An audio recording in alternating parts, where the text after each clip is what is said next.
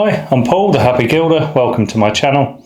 In this video, I'm going to be doing an end-to-end design tutorial entirely based in Photoshop and going to be using both corner ornaments and font glyphs.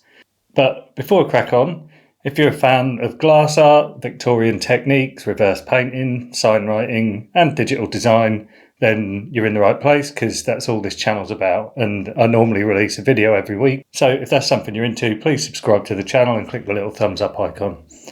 Also, if you fancy buying me a pint, I've set up a Patreon account and in return I'll be releasing one of my vector designs every month. There's also a Facebook group, what I'll put a link to in the description. So far there's over 100 members and everyone's kind of sharing ideas and giving each other advice. So it's really positive on there so far. But anyway, that out of the way, let's get on with it. Right, I'm here in Photoshop and first thing I'm going to do is just create a new document. And just keeping it standard with everything I always do. Going to have 8 by 10, but I'll go landscape. 300 dpi, grayscale or RGB doesn't matter. Everything else here looks fine to me. So just going to create that, and that's our document. And the only things I've got open here are my toolbar on the left and my layers palette on the right. And the few things that I'm going to go through today will all add up to making a kind of finished piece, albeit quite a basic one. But this is really a sort of tutorial for people who want a bit of design advice and also, some technical advice on using Photoshop. So firstly, what I'm going to do is create a nice border on this, and in my tools down the side here, underneath my top tool, which is the move tool, I've got the marquee, and to select the marquee you can just press the letter M.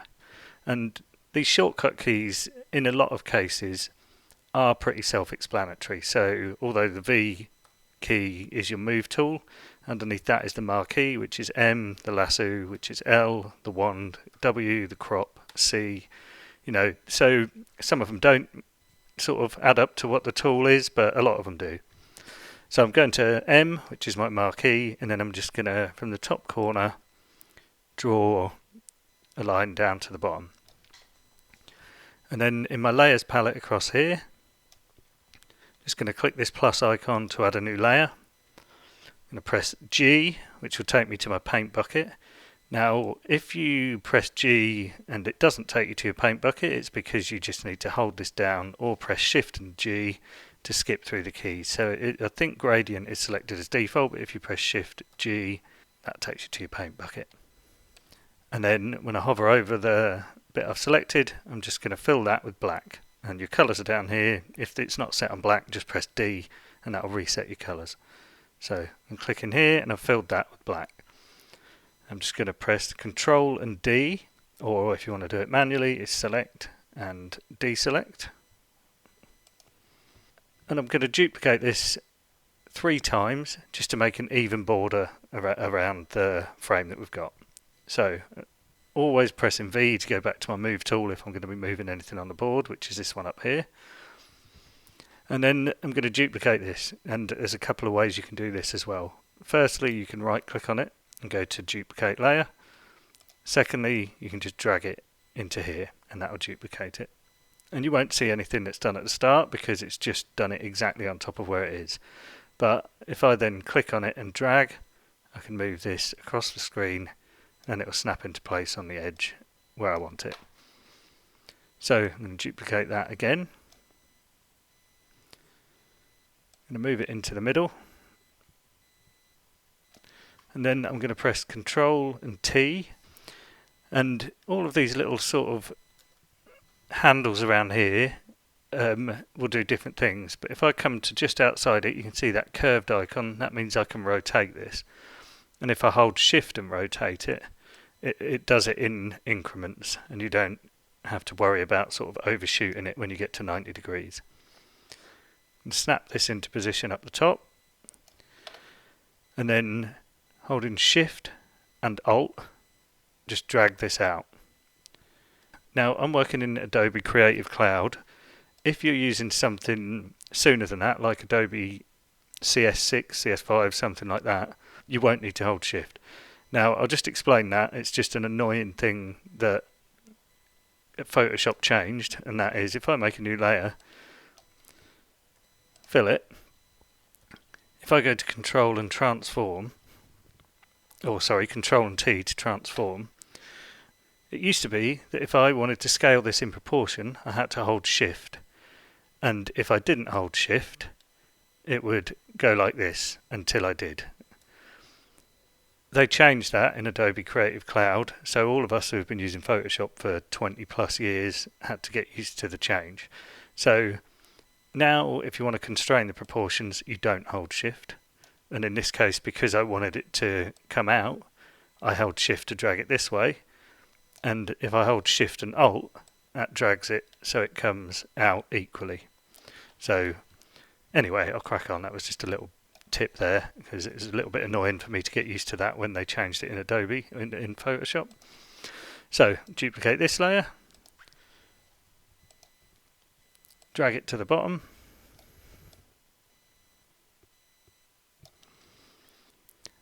I can then just hold Shift and click from top to bottom, and then just press Control E, and that's combined all of these layers.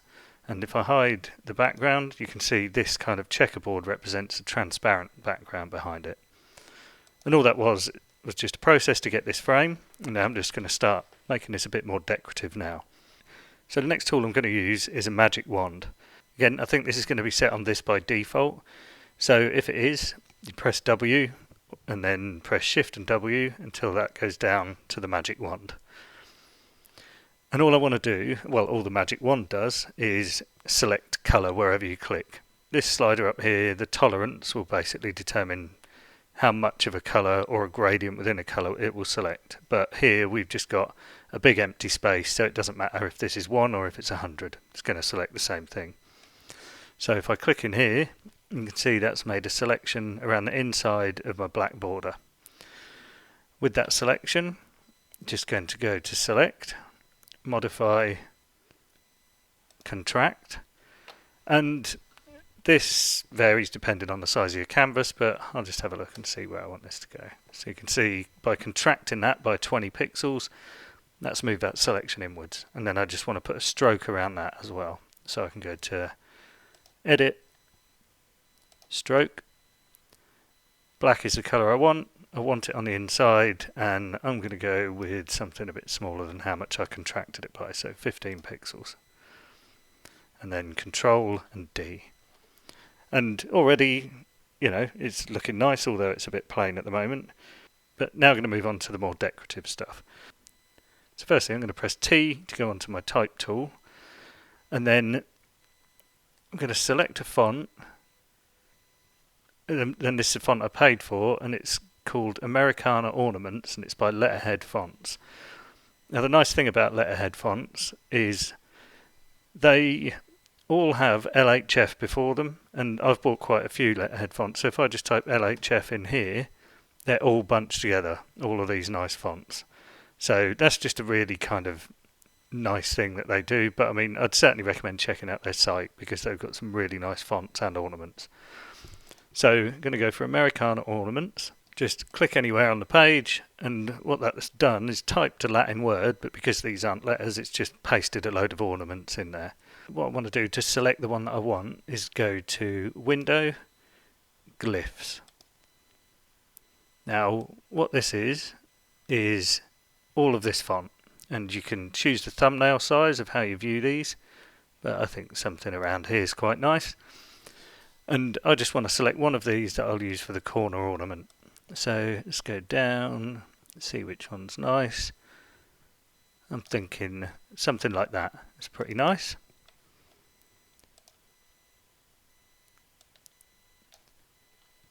Now at the moment, this is a font file, meaning I can't do anything with it in terms of stretching bits, but I'm just going to drag it to the corner, press my arrow keys, and then just zoom in. To zoom in, you can press Control and Space bar, and then that'll allow you to zoom in. And I just want to kind of roughly get this so it's an equal distance from the edges of the bottom and the side. What I need to do is convert this into something that I can edit. And you can do this two ways. You can convert it to a shape, or you can rasterize it, which converts it to pixels. I'm going to rasterize it because it's the size that I want it. so I'm not going to do any transforming after that will pixelate it. So all I do is right click on that and go to rasterize type, and now this is just a pixel based layer. And what I want to do is stretch these areas out and then make it so that I can have this nice ornament in each of the corners. So the first thing I'll do for that is, using my marquee tool, select this tiny little bit here, then I'm going to press Ctrl T, and then like I'd shown before, just hold Shift and then drag this out to somewhere past the middle. You can see that's looking a little bit faint here, and that's absolutely fine. That's just because this is pixel based and I've just stretched all of these pixels on the end, but it doesn't matter, they're going to be overlaid. So first thing, what I'm going to do then is do the same on the side. Now I don't want to go down to anything where there's a curvature. Control T, Shift, and pull that up. And then Control D to deselect. And then it's a simple case of exactly how we did it before with the first border. So I'm just going to duplicate this layer, go to Edit, Transform, Flip Horizontal, and then using my Move tool, I'm just going to hold Shift and use the arrow keys to nudge this out. Now if that's taking too long, you can just drag it, but it's better to hold Shift and drag it, because then it won't kind of go up and down. So move that somewhere near there, zoom in, and then just using my arrows, get that somewhere where it looks pretty equal distance again. Control 0, get everything back on screen. And selecting these two, I'm just going to do exactly the same as I did before, which is Control E to merge these layers. I'm then going to duplicate this layer, and this time I'm going to flip it vertical. So Edit, Transform, Flip Vertical. Hold Shift, move it up, zoom in, and then just press the arrow keys to get it where you want it. Control 0, fit on screen, and select the two, Control E, and that combines them.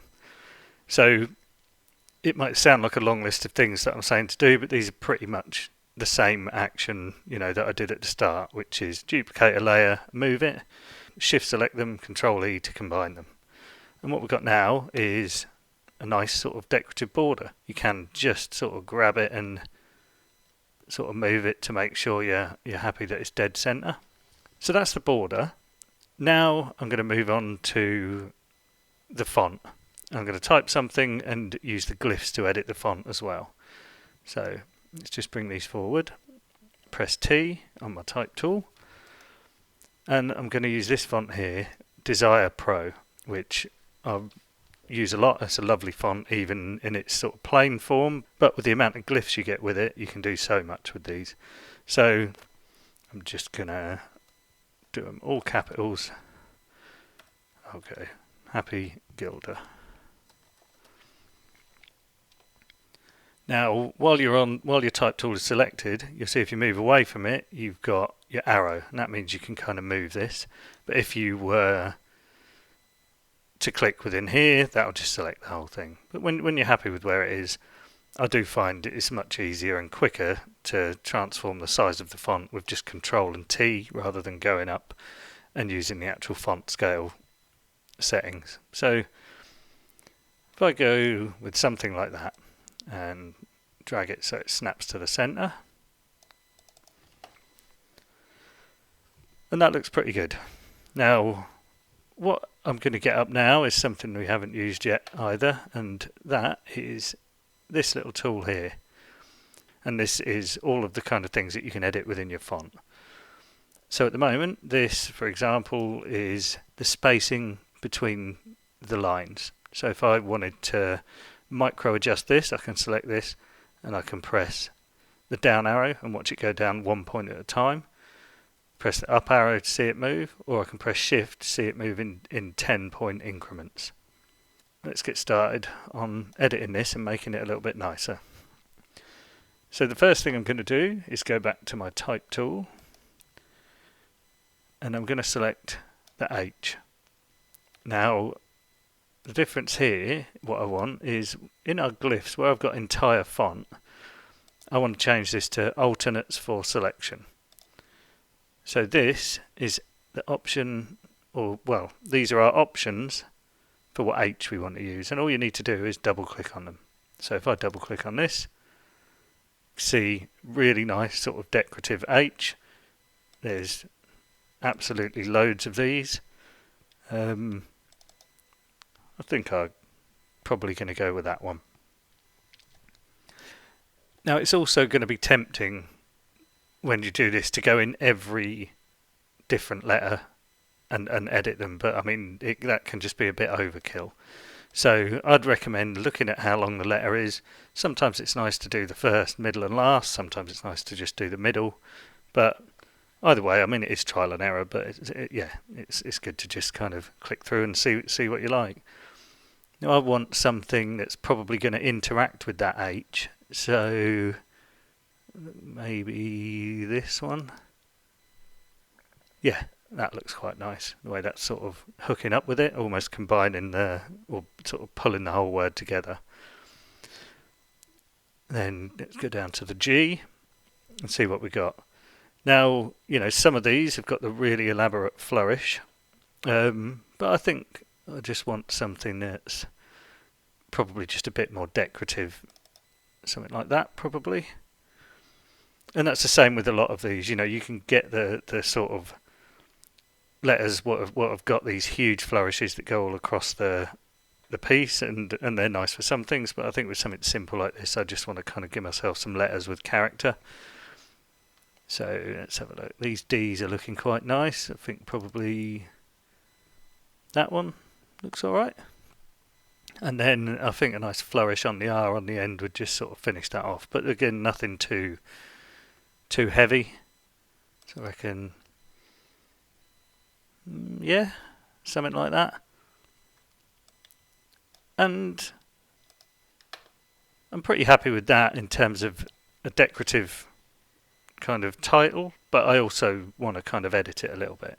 So I'm going to close my glyphs, or I'm going to close the kind of, or I'm going to collapse them, which you can do with this little thing here, and then you can just have the small menu, and then when you need them again you just click the little arrows again and they'll pop up.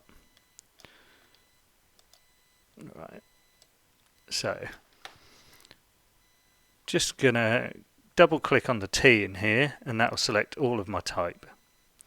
And what I want to do is just kind of going back to my line spacing, I want to bring that closer together, so let's just shift and the down arrow. That looks a lot better. Maybe if I press up a little bit, let's just space them a tiny bit more. Yeah, that looks about right. So I like that. I think that's looking pretty nice, but what I'm going to do is just add a little ornament to kind of finish it off. So using the font that we used before, which was the Americana Ornaments, I'm just going to press T, but don't click it anywhere where there is actual lettering, because all you do is select this font again. So I'm going to click this over here, go to Americana Ornaments, and then I'm going to get my glyphs back up again. Let's have a look. I've got alternates for selection, which I don't want, so I'll go back to entire font and just find something that'll look nice as kind of sitting underneath this, I suppose. Let's have a look. I think this one here will look good. So I'll press OK, drag this into place. That should always kind of let me know when it's bang in the middle. Now I'm just going to press Ctrl T and I'm going to hold the Alt key just to scale this outwards from the middle. Not Alt and Shift, because if I held Alt and Shift that would sort of distort the perspective of it, and I don't want to do that. So let's bring this down using the arrow keys. I think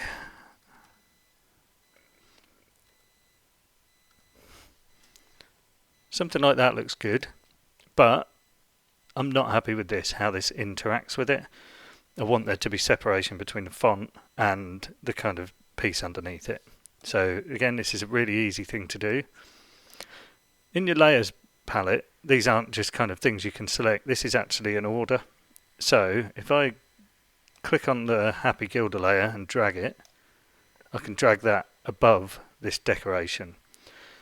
And then using a technique that I've shown in one of my previous videos, if I double click on that text layer, I can go to stroke. What this is doing is running a 7 pixel stroke around the outside of that font, and it's set to white. So when you look down here, you can see now that that stroke, because this layer's in front, is showing that this sort of tail of the R is in front of that little piece that's underneath it. Obviously you can change the kind of stroke width or anything like that, but I think, you know, subtlety's key, and I think that's nice enough there. So now it's just a case of let's shift selecting my Happy Gilder layer and my bottom ornament. And I'm just going to kind of put this up a little bit, just so it's a bit more nicely weighted in the frame. So let's just have a look at that. And that's it. Nice little design using glyphs and corner ornaments. And like I said, they are purchased fonts, but I just think you get your money's worth with something like this. There's so many variations, and it's just such a nice outcome, and it's so easy. You know, drawing all of these flourishes and tails on these letters would be such a laborious job, and there are so many of them that, you know, you could have it so you could make 100 designs with the same word and never have the same kind of combination twice. So I'd certainly recommend these two particular fonts, and I'll put a link to them in the description.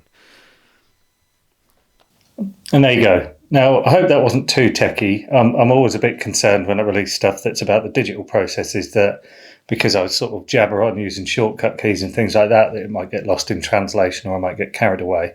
If that is the case, please drop me a message, comment, and I'll try and help you out.